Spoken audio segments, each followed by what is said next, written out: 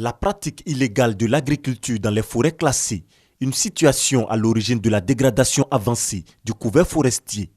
Un mois après le sommet sur le changement climatique, la COP21, les acteurs de la forêt réfléchissent. La Côte d'Ivoire est un pays agricole et cette agriculture, malheureusement, dépend intimement des forêts.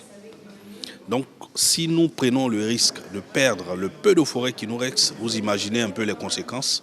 Et donc, Monsieur le ministre nous a instruit pour qu'ensemble, avec les structures de recherche, la SODEFOR, le CNRA, l'ANADER, nous puissions trouver des solutions immédiates pour des propositions aux populations en vue de tendre vers un reboisement à grande échelle.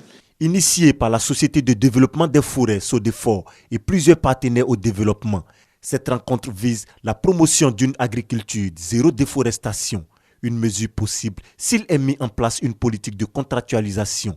Cette politique consiste à faire du reboisement dans les plantations.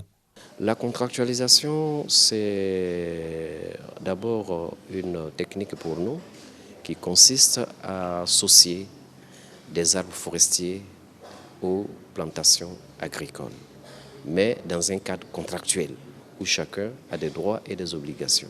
Cela va nous donner une maîtrise un peu de la gestion de l'espace forestier de l'État. Ça va contribuer à arrêter définitivement les agressions sauvages, les occupations illégales, et ça pourra permettre enfin à l'État de pouvoir planifier sa politique de développement durable de son écosystème forestier.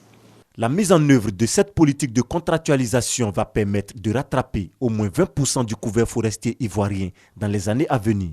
Selon des chiffres officiels, la forêt ivoirienne est passée de 16 millions d'hectares en 1960 à 2 millions en 2014.